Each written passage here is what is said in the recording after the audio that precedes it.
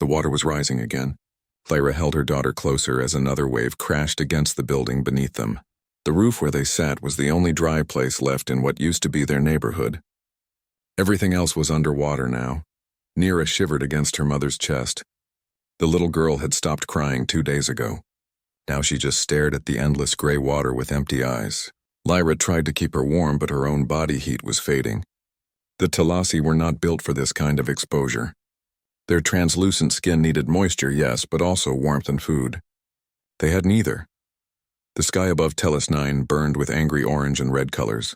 Their sun was dying, expanding, pushing heat and radiation across their world. It had caused the ice caps to melt. The oceans had swallowed continent after continent. The government had called for evacuation 6 months ago. 6 months. Lyra remembered that day clearly.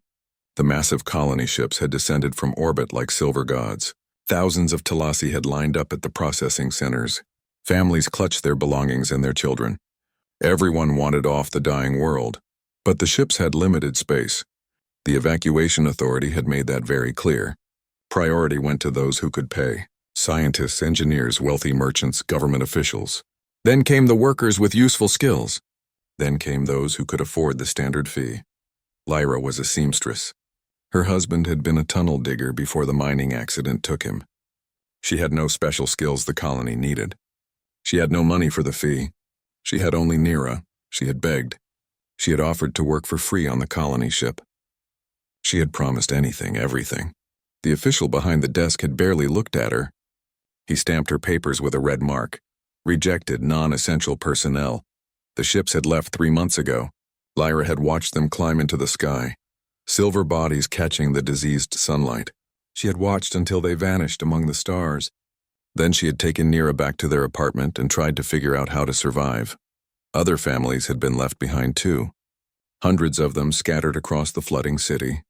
They had banded together at first, sharing food and supplies. But as the water rose higher, the groups had fragmented. Everyone fled to higher ground. Some found boats and tried to sail to the mountain regions. Lyra never heard if they made it. She and Nira had climbed to this rooftop 5 days ago. The water had swallowed their building floor by floor. First the street level, then the second floor, then the third where their apartment had been. Lyra had grabbed what she could carry. Food packets, water purifiers, blankets. She had climbed the emergency stairs with Nira on her back. The food was gone now. The last packet had been yesterday.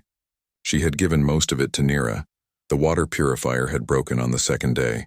They had been drinking rainwater since then. But it had not rained in 2 days.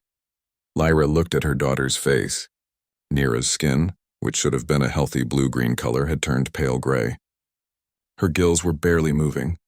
She needed water soon. Clean water, not the toxic soup that surrounded them.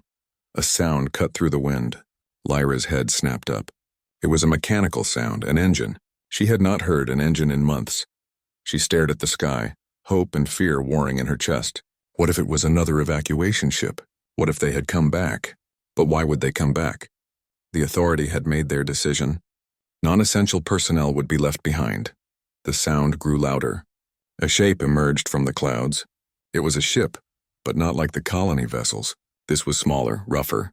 It looked like it had been patched and repaired many times. Scorch marks ran along its hull. One of the stabilizer fins was bent. The ship circled above them. Lyra stood on shaking legs, waving her arms. She tried to shout, but her voice came out as a rasp. She had not had water in so long. She waved harder, desperate. The ship began to descend. For a moment, Lyra felt pure joy. Someone had seen them. Someone was coming. Then the joy turned to confusion. The ship was not Talasi design. It was something else. Something alien. The vessel landed on a half-submerged platform about 50 meters from their building. The platform had been a shuttle pad before the floods. Now it tilted at a dangerous angle, barely above the waterline. The ship's landing struts groaned as they settled on the unstable surface. A hatch opened on the side of the ship. A ramp extended. A figure appeared in the doorway. Lyra's breath caught. It was a human. She had seen pictures of humans before, on the news feeds from the galactic networks. They were one of the newer species in the wider galaxy. Young and aggressive, some said. Dangerous and unpredictable, others warned. The human stood at the top of the ramp looking around at the flooded city. He was tall and broad-shouldered.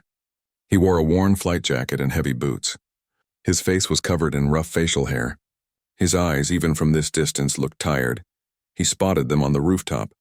For a long moment, he just stared. Lyra stared back, holding Nira tighter. Was he going to help them? Was he going to leave? She had no idea what humans did in situations like this. The human's hand moved to something at his belt. Lyra tensed. Was it a weapon?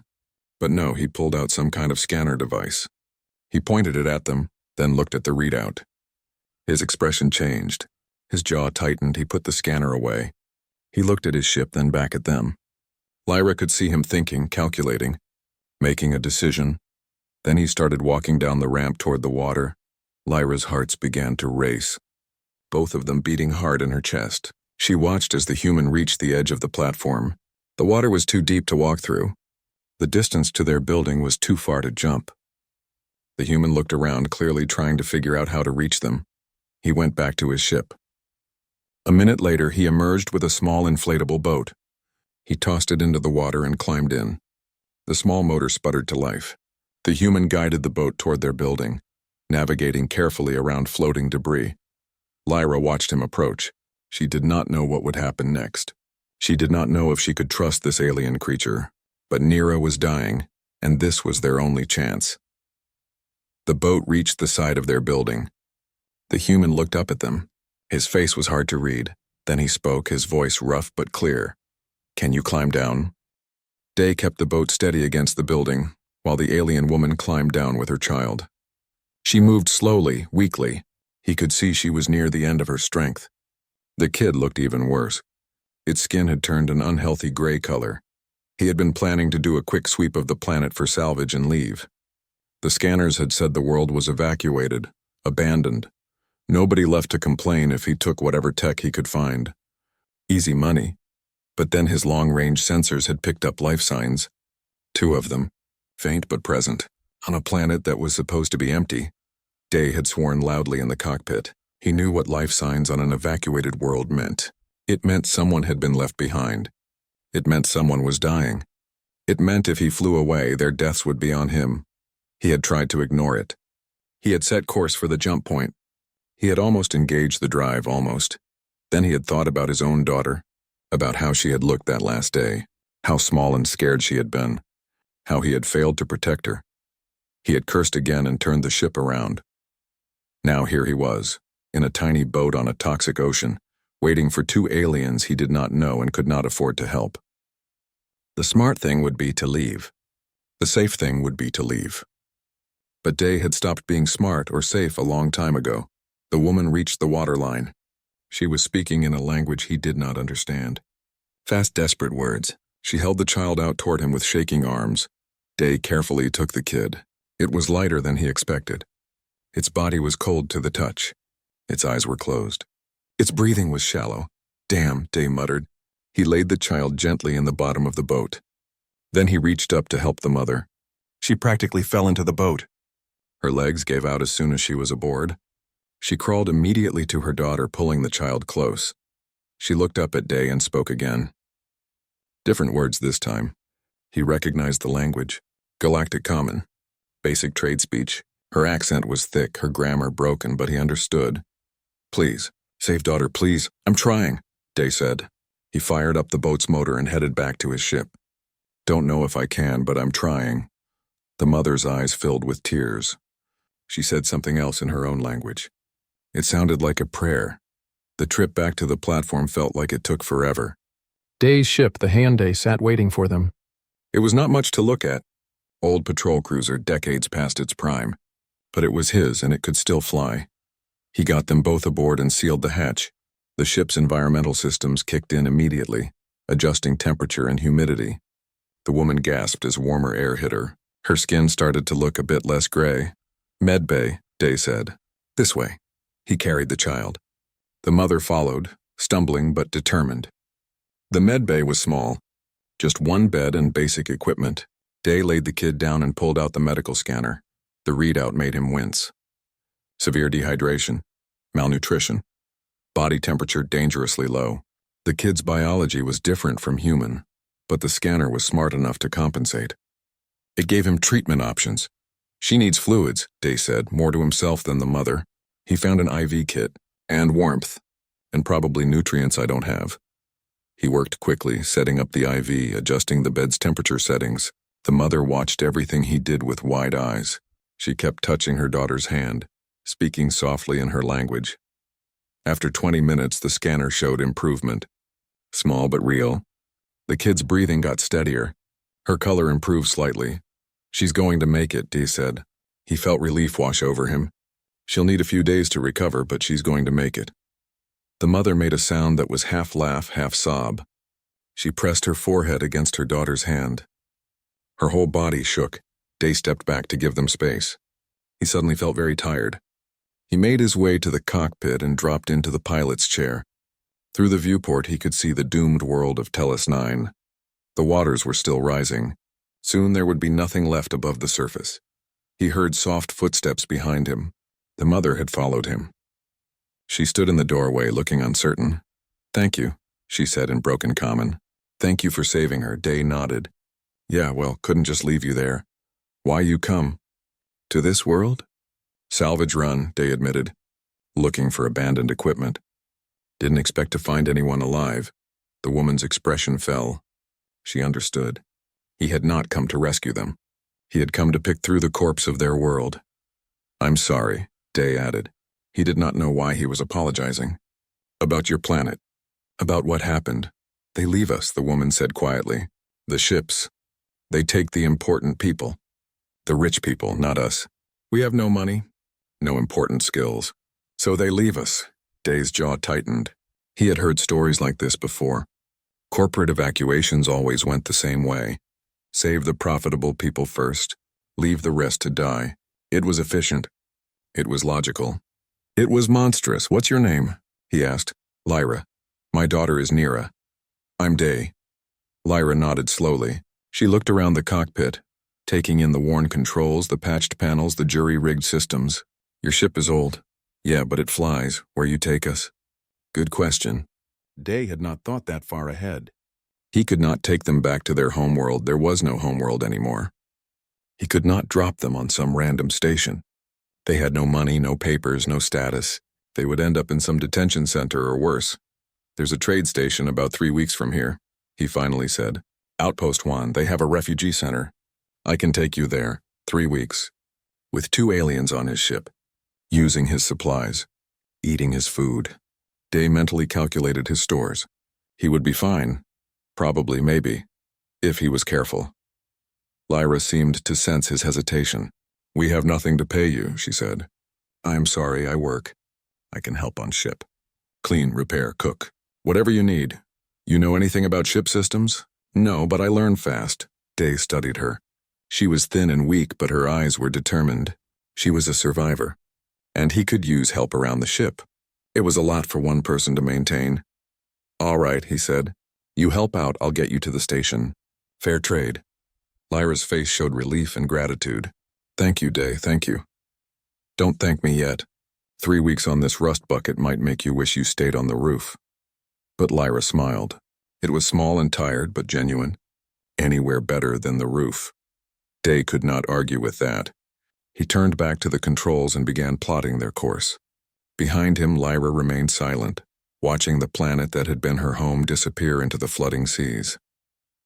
As the Hyundai lifted off, breaking through the atmosphere into the black of space, Day wondered what he had just gotten himself into. He had spent years keeping people at a distance, years avoiding attachments, years running from memories of family and loss. Now he had 2 aliens on his ship. A mother and daughter.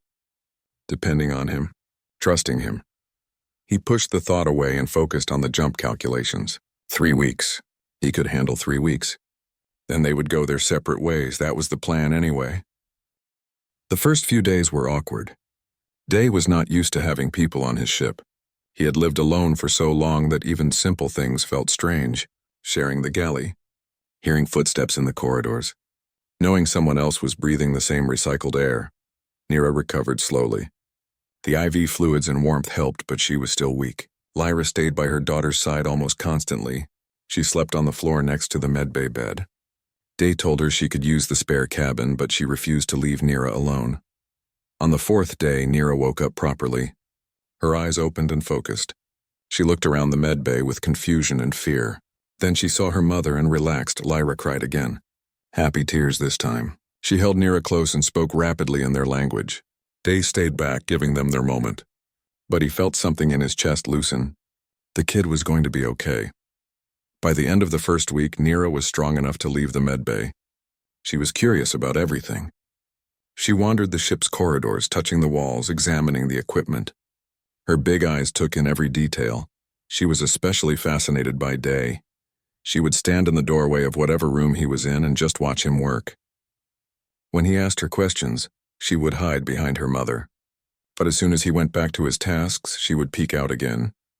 She has never seen a human before, Lyra explained. Only pictures on the networks. She thinks you are very strange.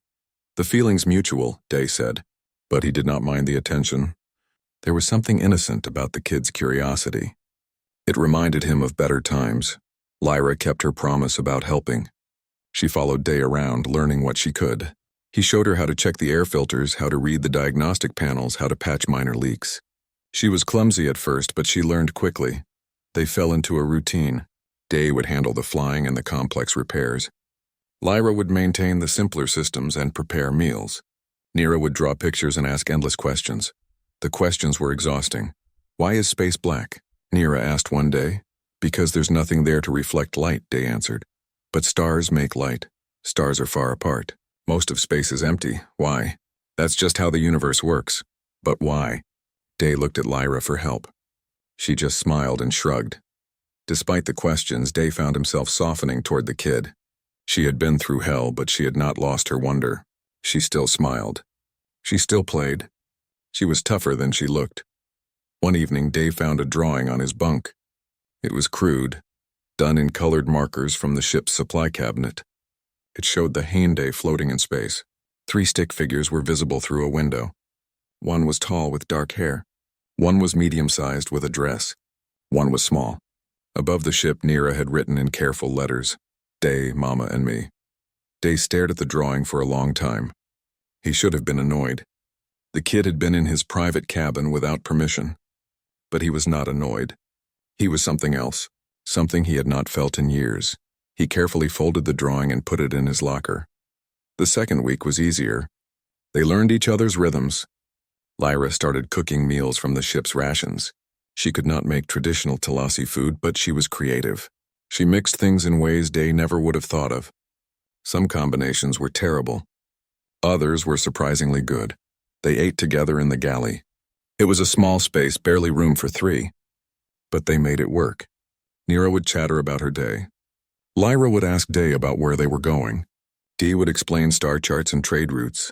It almost felt like family dinners. Dee tried not to think about that too much. One night, after Nira had gone to sleep, Lyra joined Dee in the cockpit. She sat in the co-pilot's chair and looked out at the stars. Can I ask you something? She said. Sure. Why you alone? No family, no crew? Day's hands tightened on the armrests. It was a personal question. Too personal. He should have shut it down. But something about the quiet darkness of space made him answer. I had a family once, he said. A wife, a daughter. We lived on a colony world out near the rim. Small place. Farming community, quiet, he paused. Lyra waited silently. Raiders came. Pirates, scavengers, whatever you want to call them. They wanted supplies. The colony didn't have much, but they took everything. And when people resisted, he stopped. His throat felt tight. I was off-world, he continued. Buying equipment on a station.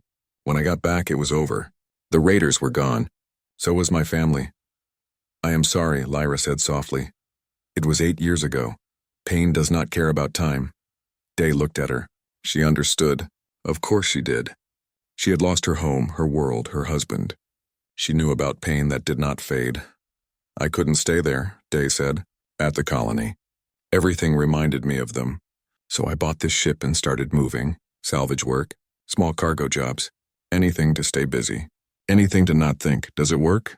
The not thinking? No, Day admitted. But you keep trying anyway. They sat in silence for a while. The ship's engines hummed softly. Stars crawled past the viewport. Your daughter, Lyra finally said. What was her name? Hana. That is a beautiful name. She would have been about Nira's age now, if she had lived. Lyra reached over and gently touched his arm. It was a simple gesture, comfort without words. Day did not pull away. Maybe, Lyra said quietly. Maybe we all keep each other company. Just for a while. Maybe that is okay. Yeah, Day said. Maybe it is. The third week felt different. The ship did not feel so empty anymore. Day caught himself looking forward to mealtimes. He started explaining things to Nira without being asked. He even smiled a few times. Lyra was getting confident with the repairs. She could handle most of the routine maintenance now. Day found himself trusting her with more complex tasks. She had good instincts for the work. Nira left drawings all over the ship. Day found them in strange places, tucked into control panels, stuck to the refrigeration unit, floating in the corridors. They all showed the same thing. The ship and the three of them together. One morning, Day woke up and realized he had slept through the night. No nightmares. No waking up in cold sweats. Just solid, peaceful sleep. It had been years since that happened. He found Lyra in the galley preparing breakfast. Nira was helping or trying to. Mostly she was making a mess. But Lyra was patient, showing her how to measure portions and mix ingredients. Morning, Day said. Good morning, Lyra replied. Food will be ready soon. Day, Nira said excitedly. Mama's teaching me to cook. I can see that. Day looked at the disaster zone that was the counter. You're doing great, Nira beamed. Day poured himself coffee and leaned against the wall.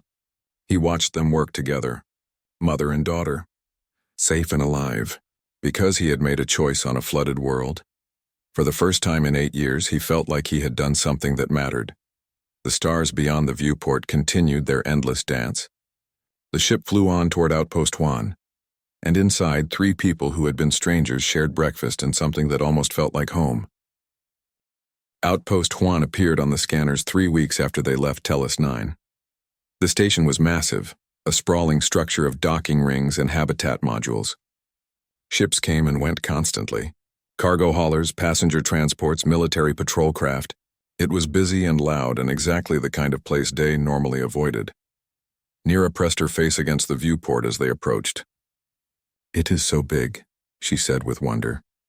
One of the larger trade stations in this sector, Day explained. He was guiding the Hyundai toward a docking berth.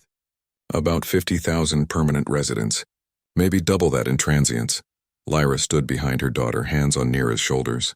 She looked nervous. Day could not blame her. The station was overwhelming even for people who were used to it. They docked smoothly. Day shut down the engines and sealed the systems. This was it. The end of the journey.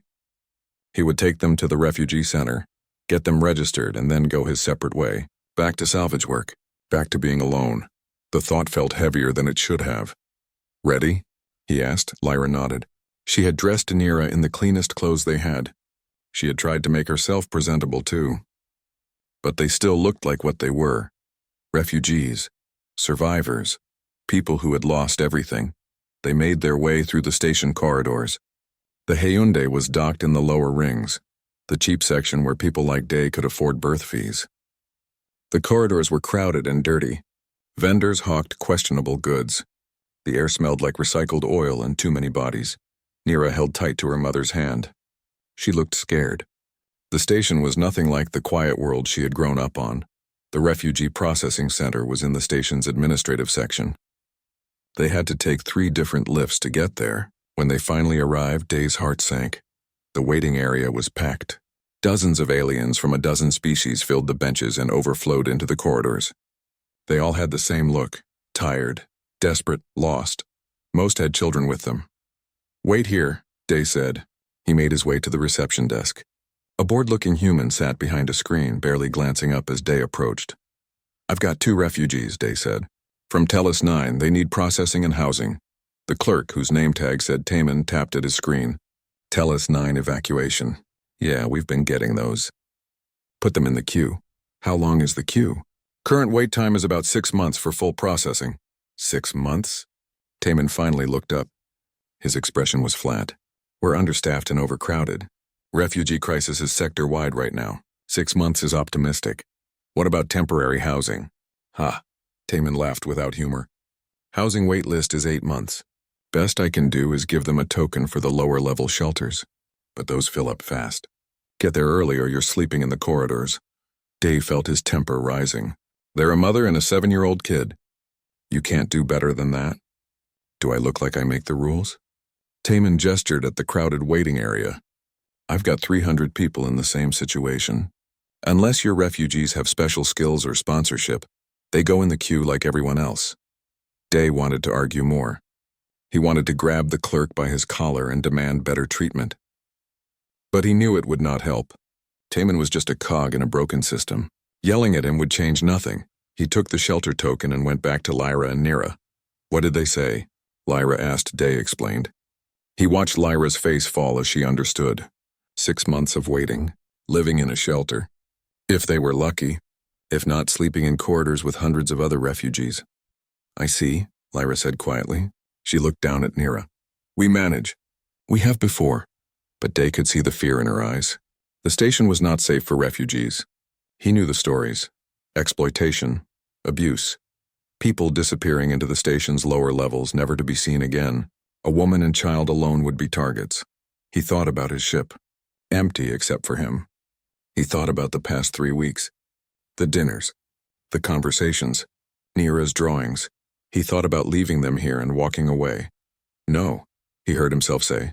No, Lyra looked confused. You're not staying in the shelters. You're staying on my ship. Day, we cannot. It's temporary, he said quickly. Just until we figure something out. The ship has space. You're already set up there and... He trailed off. And? Lyra prompted. And I don't want to leave you here. The words came out rougher than he intended. Okay?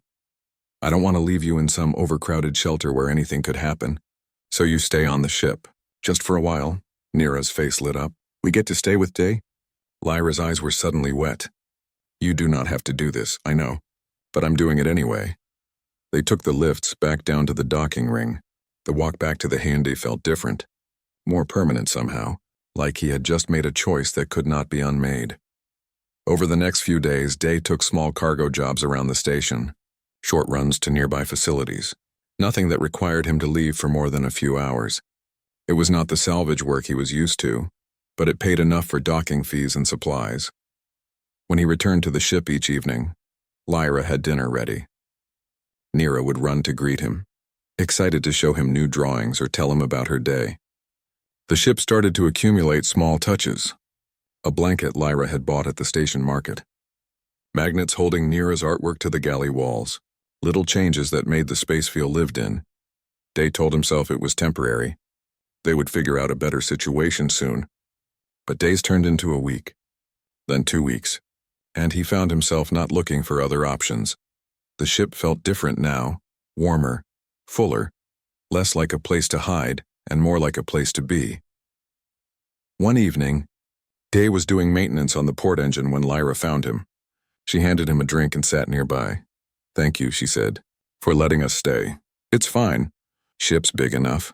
It is more than fine. You saved our lives. Twice now? Day shrugged uncomfortably. Anyone would have done the same. No, Lyra said firmly. Most would have left us. On the roof. At the station. Most people do not care about refugees. We are problems to be ignored. But you cared. Yeah, well. Day did not know what to say. He focused on the engine component in his hands. Nira loves it here, Lyra continued. She feels safe. For the first time since the evacuation started, she sleeps through the night without nightmares. That's good. I feel safe too. Day looked up at her. Lyra was watching him with an expression he could not quite read. This cannot be temporary forever, she said. Eventually you will want your ship back. Your space, your life. I understand this. But for now, thank you for giving us somewhere to belong. You're not a burden, Day said. The words came out firm, sure. Either of you. I want you to know that, Lyra smiled. I know. They sat in comfortable silence for a while. The engine hummed. The station buzzed beyond the hull. And inside the Hindi, 3 people who had found each other by accident were slowly becoming something more. Something like family. That night, Day lay in his bunk and stared at the ceiling. He had been alone for so long. It had felt safe. No one to lose. No one to fail. Just him and the ship in the empty spaces between stars. But now the ship was not empty. And he was not alone, and somehow, despite everything, that felt right. He fell asleep with Nira's drawing still tucked in his locker, the one showing all three of them together. And for the first time in years, he did not dream of the past. He dreamed of the future, whatever that might hold. The day started normal. Day was running diagnostics in the engine room. Lyra was teaching Nira basic mathematics in the galley. The station hummed with its usual chaos beyond the hull. Everything was routine. Then Day's comm unit beeped. It was station security. Ship registration Hotel Alpha 307, this is station security. We have a legal matter concerning passengers on your vessel. Please report to security office level 12 within 1 hour. Day's stomach dropped. What kind of legal matter? That will be explained when you arrive. 1 hour. Security office level 12, the comm clicked off. Day stared at it for a moment, then quickly made his way to the galley. We might have a problem, he said. Lyra looked up from the datapad she was using to teach Nira. What kind of problem? Station security wants to see me. About passengers on my ship. That's you two. The color drained from Lyra's face. Her hand instinctively moved to Nira's shoulder. They found us. Who found you? The corporation. Tellus Reclamation Company. They must have found us. Day's jaw tightened. Explain, now. Lyra's voice shook as she spoke. After the evacuation, the company started seizing remaining Talasi. They claim we owe them for attempted evacuation services. Even though they rejected us, they say it is legal under old colonial debt laws. That's insane. Legal or not, they are doing it, taking survivors to labor colonies, making them work off debts that do not exist. I heard stories before we left. Families disappearing. No one ever returns from those colonies. And you didn't think to mention this before? I thought we escaped. The planet was dying. I thought they would not bother tracking survivors. Lyra's eyes were wide with fear. But they are still looking. They must be checking station registries for Talasi refugees. Day ran a hand through his hair. Okay, maybe it's something else. Maybe it's just routine paperwork. But he did not believe that. Neither did Lyra. He told them to stay on the ship and lock the hatch behind him. Then he made his way to the security office. The office was cold and sterile. A security officer sat at a desk reviewing data. Next to him stood another alien. This one was Talasi like Lyra, but different, taller, muscular. His skin was darker, almost black-green. His eyes were cold. You are the owner of Ship Hotel Alpha 307? The security officer asked. Yeah, Day Kim, what's this about? The Talasi stepped forward. My name is Voren. I represent Tellus Reclamation Corporation. I am here to collect 2 refugees who are illegally aboard your vessel. They're not illegal. They're passengers. They are corporate assets, Voren said calmly. Under Galactic Commercial Code Section 743, individuals who received evacuation services from a registered corporate entity incur a service debt. That debt can be collected through labor or asset seizure. They didn't receive services. They were rejected from evacuation. They received processing services. That is sufficient to incur debt. Voren pulled out a datapad and showed Day an official-looking document. Lyra and Nira, registered residents of Tellus 9. Debt status, active. Collection authorized. Day felt rage building in his chest. This is slavery. You're talking about slavery. I am talking about legal debt collection. She's a 7-year-old kid. The debt passes to dependents. It is in the contract. What contract? She never signed anything. Voren's expression did not change. Her presence at the processing center constituted agreement to terms. This is standard procedure. The security officer looked uncomfortable but said nothing. Station security did not intervene in corporate matters. That was the rule. The corporations had too much power, too much money. Stations needed them. You can't take them, Day said. I can and I will. Station security has verified the legal standing. The refugees will be transferred to corporate custody within the hour. I suggest you do not interfere. And if I do, then you become a criminal. Interfering with legal corporate operations. You will be arrested. Your ship will be impounded, and the refugees will still be taken. Voren's cold eyes met Day's. Do not make this harder than it needs to be. Day's hands clenched into fists. Every instinct screamed at him to punch this smug corporate enforcer. But Voren was right. If Day got arrested, it would not help Lyra and Nira. It would just leave them defenseless. How long do I have? Day asked through gritted teeth. 1 hour to prepare the refugees for transfer. Day turned and left before he did something stupid. His mind raced as he made his way back to the ship. There had to be a way out of this. Some loophole. Some option he was not seeing. But corporate law was ironclad. The companies had spent centuries building their legal frameworks. They always won. Lyra knew the moment he entered the ship. She saw his face and understood. "They are coming for us," she said. It was not a question. Yeah, Nira looked between them, confused. "Mama, what's happening?" Lyra knelt down and hugged her daughter tightly. She spoke in their language, soft and fast. Nira's eyes went wide. She started to cry. "I won't let them take you," Day said. "You cannot stop them. The law, forget the law." Day's voice was harsh. "I'm not letting them take you to some labor colony. I'm not letting them turn you into slaves." "Then what do we do? Run? They will follow. They will always follow. The corporation owns us now." Day paced the galley. Think. There had to be something. And then it hit him.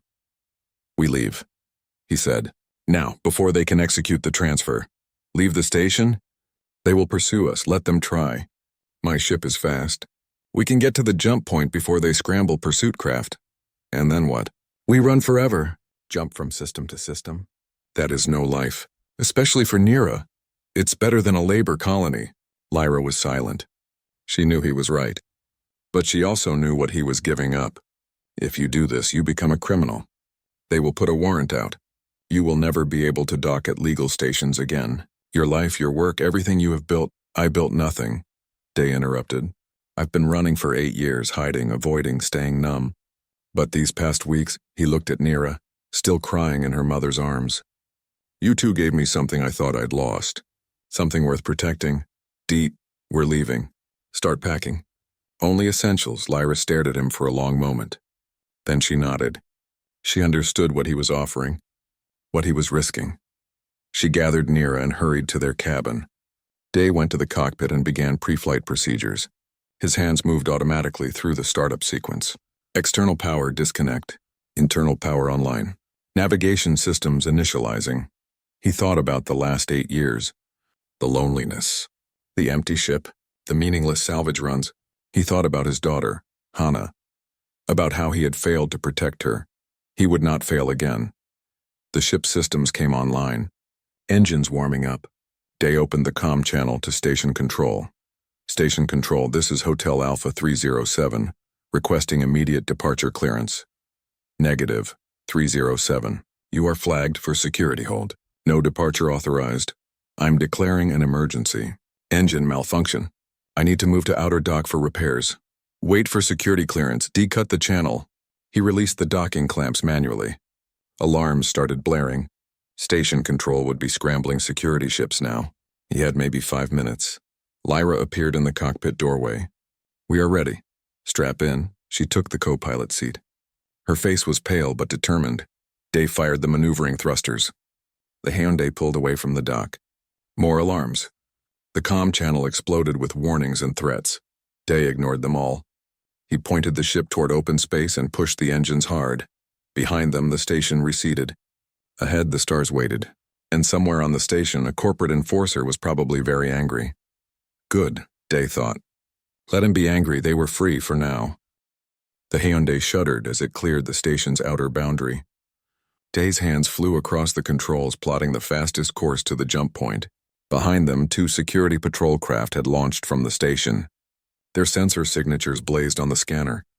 They are following, Lyra said. Her voice was steady, but her hands gripped the armrest tightly. I see them. Day pushed the engines harder. The old ship groaned in protest but held together. We just need to reach the jump point. Once we're in hyperspace, they can't track us. How long until we reach it? 20 minutes. Maybe less if I push it. And how long until they catch us? Day did not answer. The patrol craft were newer, faster. They would close the gap in 15 minutes. Maybe less. The comm channel crackled. Unregistered vessel, Hotel Alpha 307. You are in violation of station departure protocols. Cut your engines immediately or we will open fire. Day switched off the comm. They will shoot at us? Lyra asked. Warning shots first. Then the real thing. Day checked the rear sensors. The patrol craft were gaining. How's Nira? Scared? I left her strapped in her bunk. Good. This might get rough. The first shot came 5 minutes later. A beam of energy streaked past the port side, missing them by 100 meters. A warning, like Day predicted. The comm channel activated again. This time it was a different voice. Cold and familiar. Day Kim, this is Voran. You are making a serious mistake. Interfering with corporate operations carries a mandatory 10-year sentence. Return to the station now and I will request leniency. Day grabbed the comm. How about you request this instead? He cut the channel again. Lyra looked at him with something like admiration. You are either very brave or very stupid. Probably both. Another shot, closer this time. The ship's shields flickered as the energy beam grazed them. Warning lights flashed on the console. Shields at 80%, Lyra read from the display. Day had taught her to read the basics. They are not warnings anymore. No, they're not. Day adjusted course, weaving through a field of asteroids left over from mining operations. The patrol craft followed, but they had to slow down to navigate the obstacles. It bought them precious seconds. The jump point was still 12 minutes away. A third shot hit them directly. The shields absorbed most of it, but the ship jerked hard to starboard. Lyra gasped. More warning lights. Shields at 40%, she reported. Damn. One more hit like that and they would be in trouble. Dee's mind raced. He needed an advantage. Something to even the odds, then he remembered. The gas giant, Huan 3, the system's largest planet. It had intense magnetic fields that played hell with sensors and targeting systems. If he could get close enough. Hold on, he said. He banked the ship hard, changing course toward the massive planet. Its swirling clouds filled the viewport. Beautiful and deadly. The patrol craft adjusted course to follow. But they were more cautious now, uncertain what Day was planning. Good. Let them be uncertain. The Hyundai dove toward Huan 3's upper atmosphere. The magnetic fields hit them immediately. The shields flickered wildly. The console lights went crazy. Lyra looked alarmed. It is okay, Day said. This is supposed to happen. Supposed to? Trust me. The ship buffeted in the planet's atmosphere. The hull temperature started climbing. Day kept them on the edge, not quite entering the atmosphere but close enough to use the magnetic interference. The patrol craft fell back. Their targeting systems were scrambled. They fired blind shots, but none came close. The interference was too strong. Day grinned. Now we run. He used the planet's gravity to slingshot around its curve, building speed. The Hyundai shot out the other side like a bullet, moving faster than before. The patrol craft were left behind, struggling to navigate the magnetic fields. By the time they cleared the interference and reacquired the target, the Hyundai had a 5-minute lead. It was enough. The jump point appeared on the scanners. Day began charging the hyperdrive. The old system took forever to warm up. Come on, come on. The patrol craft were closing again. They fired repeatedly. Most shots missed. One clipped the rear shields. Shields at 20%, Lyra said. Almost there. The hyperdrive indicator turned green, charged and ready. Day locked in coordinates to a random nearby system. He would figure out where to go next once they were safe. Another shot hit them. The ship shook violently. Sparks flew from one of the consoles. Lyra shielded her face. Shields at 5%. One more hit. We're gone. Day activated the hyperdrive. Reality twisted. The stars stretched into lines. The patrol craft vanished. The Hyundai jumped into hyperspace, leaving Outpost Juan and its pursuers behind. For a long moment, nobody spoke. The ship settled into the strange calm of hyperspace travel. The engines hummed steadily. The danger was past. Day slowly released his grip on the controls. His hands were shaking slightly. That had been too close. Lyra let out a breath she had been holding. We made it. Yeah, we made it. Where are we going? I don't know yet. Somewhere they won't look for us. Day checked the damage reports. We need repairs. The shields are shot. Some of the sensor arrays are fried, but the engines are solid. We're okay. Lyra stood up. I should check on Nira. Good idea. She paused at the doorway. Day, thank you. For what you did. For choosing us over everything else. I didn't choose you over everything else, Day said. You are everything else. You and Nira. You're all that matters now. Lyra's eyes were wet. She nodded and hurried out. Day sat alone in the cockpit, staring at the hyperspace swirl. He had just become a fugitive. Thrown away any chance at a normal life. Made himself an enemy of one of the most powerful corporations in the sector. and he felt good about it. He had spent 8 years running from pain, running from loss, keeping everyone at a distance because connection meant the possibility of more hurt, more failure. But Lyra and Nira had broken through his walls without even trying. They had reminded him what it meant to care about someone, to fight for someone, to choose people over safety. His old life was gone. The salvage work, the legal stations, the predictable routine. All of it was finished, but maybe that was okay. Maybe it was time to build something new. The ship flew on through hyperspace. In the back, he could hear Nira's voice asking her mother rapid questions. Lyra's patient answers. The sound of life and family. Day pulled up a star chart. He needed to find somewhere safe, somewhere off the corporate grid, somewhere they could figure out their next move. There had to be places in the galaxy where corporate enforcers could not reach. Border systems, independent colonies, maybe even resistance networks that helped refugees. He would find them. Whatever it took, the old Day would have given up, would have seen only the risks and the losses. But the Day had died somewhere between a flooded rooftop and this moment in hyperspace. The new Day had something to protect, someone to fight for, a reason to be more than just a ghost drifting through the stars. Lyra returned to the cockpit with Nira. The little girl looked scared but excited. Are we safe now? Nira asked. For now, Day said. But we need to find a place to hide for a while. Somewhere nice. Maybe somewhere with a real sky and grass. Would you like that? Nira's face lit up. Really a planet? Maybe. We'll see what we can find. Nira climbed into her mother's lap. The three of them sat together, watching hyperspace flow past the viewport. A family born from disaster and choice, fragile but real. And out there in the vast galaxy, somewhere beyond the corporate territories and the well-traveled lanes, there had to be a place for them. A place where a human, a Talasi mother and her daughter could build something new. They just had to find it. Together. The mining outpost was abandoned just like Day remembered. It floated in the outer system, far from any major trade routes. The corporations had stripped the asteroids of useful minerals decades ago and left the facility to rot. Perfect for hiding. Day brought the Hyundai into one of the old docking bays. The bay doors still worked, barely. They sealed behind the ship, giving them a pressurized space to work in. For the first time in days, they could relax without watching the sensors for pursuit. We will be safe here? Lyra asked. Safe enough. This place isn't on any current charts. Corporate ships won't come out this far for no reason. Day shut down the engines. We can do repairs and figure out our next move.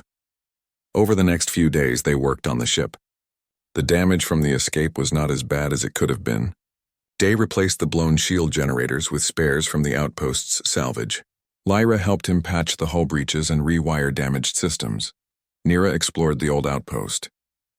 The gravity was lighter here, and she delighted in being able to jump higher than normal. She found old equipment and turned it into toys. Her laughter echoed through the empty corridors. On the third day, while Day was elbow-deep in a power conduit, his comm unit beeped. He almost ignored it. Then he saw the frequency. It was an old salvager code, the kind used by independents who did not want corporate attention. This is Day. Day Kim? The one who ran from Outpost Juan? The voice was female, speaking accented Galactic common. Who's asking? My name is Isul. I run a network. We help refugees like your passengers. Day's hand moved to his sidearm. How did you find this frequency? Word travels in certain circles. A human standing up to the Tellus Corporation. That's news, good news. The kind of news that reaches people like me. What do you want? To help, and to offer you a job if you're interested. Day considered hanging up. He did not know this person. Could not trust them. But something made him listen. I'm listening. There are thousands of refugees from Tellus 9 scattered across the sector. More from other corporate evacuations. The companies are hunting them, trying to collect their fake debts. But there are people fighting back. Networks, safe houses, smuggling routes. We get refugees out of danger. We hide them from the corporations. We give them new lives. Sounds risky. It is. But it's the right thing to do. And you already proved you're willing to take risks for what's right. What makes you think I want to do it again? Because you're still protecting those 2 refugees. Because you gave up everything to save them. People like that don't just stop at one rescue. Day looked through the doorway. He could see Lyra in the galley preparing a meal. He could hear Nira singing somewhere in the ship. His family. His reason. What kind of job are you offering? Transport. We need ships to move refugees from danger zones to safe locations. Ships that can avoid corporate patrols. Ships with pilots who aren't afraid to bend a few laws. I'm already a wanted man. Might as well make the most of it, Isil laughed. That's the spirit. I'm sending you coordinates. Meet me there in 4 days. We'll talk details. The comm clicked off. Day stared at the coordinates on his screen. A border system. Barely inside civilized space. The kind of place where questions were not asked. He should have been worried. Should have thought about the risks. But instead he felt something like excitement. Like purpose. That evening he told Lyra about the conversation. You want to do this? She asked. Become a smuggler? A rebel? I'm already a criminal. Might as well be a criminal who helps people. It will be dangerous. Everything is dangerous. At least this would matter. Lyra was quiet for a moment. Then she smiled. I think it is a good idea. We could help others like us. Others who were abandoned. Yeah, that's what I was thinking. 4 days later they arrived at the coordinates. The meeting point was a small independent station called Haven's Edge. It was rough and run down but busy. Ships of all types filled the docking bays. None of them looked entirely legal. Isol met them at a cantina near the docks. She was a middle-aged Korean woman with sharp eyes and graying hair. She wore practical clothes and carried herself like someone who had seen violence. Dae Kim, good to finally meet you. She shook his hand firmly. Then she smiled at Lyra and Nira. And you must be the refugees everyone is talking about. We did not mean to become famous, Lyra said. Famous in the right circles. The resistance loves stories of people standing up to the corporations. Isul gestured for them to sit. I've got 3 refugee families who need transport. 2 Talasi, 1 Vaxian. They're hiding on a station in corporate territory. We need someone to get them out. Where to? Dae asked. Independent colony called New Haven. It's outside corporate jurisdiction. They welcome refugees, no questions asked. Sounds too good to be true. It's real. I've sent dozens of families there. They have farms, schools, everything needed to start over. Dae considered. What's the catch? The station where the refugees are hiding is heavily monitored. You'll need to dock under false credentials, load them quickly, and get out before anyone realizes what happened. And if we get caught, then you'll be arrested. Maybe imprisoned. Definitely never allowed in corporate space again. Isul met his eyes. But you're already facing that, aren't you? Yeah, so? Are you in? Dae looked at Lyra. She nodded slightly. He thought about the 3 families. Mothers and fathers and children. Just like Lyra and Nira, waiting for someone to save them. We're in. Over the next weeks they ran the first job, then a second, then a third. Each one was different. Different stations, different refugees, different challenges. But they succeeded every time. Word spread through the underground networks. The Hyundai became known. A ship that came when called. A human pilot who would risk everything for strangers. Other ships joined the network. Isul introduced Dae to Hanbyul, a defected corporate pilot who brought inside knowledge of patrol routes. Together they coordinated larger operations. Lyra proved invaluable. She could communicate with Talasi refugees in ways Dae could not. She organized housing arrangements and supplies. She became the friendly face that welcomed rescued families aboard. Even Nira helped. She played with the refugee children, keeping them calm during dangerous transports. Her innocence reminded everyone what they were fighting for. Months passed. The Hyundai made run after run. Dozens of families found safety. The network grew stronger. But the corporations noticed. Wanted posters appeared on station boards. Tellus Reclamation put a bounty on Dae's head. Other companies did the same. It did not matter. They kept flying. One evening, 6 months after the escape from Outpost Juan, Dae sat in the cockpit of his ship. They were approaching another rescue, another family in danger, another chance to make a difference. Lyra joined him as she often did now. They had fallen into an easy partnership. More than partnership, really. Something deeper. Neither had named it yet, but it was there. Nervous? She asked. Always am before a job. You don't show it. Fake it until you make it. He grinned at her. Nira bounced into the cockpit. She was taller now, healthier. Her skin glowed with proper nutrition and care. She looked nothing like the dying child on that flooded rooftop. Are we there yet? She asked. Almost. Dae gestured to the co-pilot chair. Want to help me land? Nira's eyes went wide. Really, really? Climb up. She scrambled into the chair. Day put her small hands on the control stick. His larger hands covered hers, guiding. Together they brought the ship toward the station. Lyra stood behind them, one hand on Day's shoulder. The gesture was casual but intimate. A family, even if they had not said the word out loud. Ready for another rescue? Day asked. Always, Nira said with the fierce certainty of a child. Then let's go save some people. The Hyundai docked smoothly. The rescue went off without problems. Another family saved. Another small victory against the corporations that treated people like property. As they jumped to hyperspace again, carrying their new passengers to safety, Day reflected on the past months. He had lost his old life, his safety, his anonymity. He was wanted across a dozen systems. He could never go back to the simple existence of a salvage runner. But he had gained something far more valuable. Purpose, connection, family. He had Lyra, strong and brave and steadfast beside him. He had Nira, bright and curious and full of joy. He had a crew of like-minded rebels who believed the same thing he did, that people mattered more than profits, that doing right was worth any risk. The galaxy was vast and dangerous. The corporations were powerful and ruthless. The fight would never truly end, but that was okay, because he was not fighting alone. He had people who depended on him, people who believed in him, people who had become, against all odds, his reason for being. 8 years ago, Day had lost his family and thought his life was over. He had become a shell, drifting through space without purpose or connection. Then he had made a choice on a flooded world, a choice to care, to risk, to save. And that choice had given him everything back, had shown him that family was not just blood. It was choice. It was showing up. It was protecting those who needed protection. Nira fell asleep in the co-pilot chair. Lyra gently carried her to bed. She returned and sat beside Day. "What are you thinking about?" she asked. "How lucky I am." "Lucky? You are a wanted fugitive." "Yeah. But I'm a wanted fugitive with people I love. That's more than I had 6 months ago.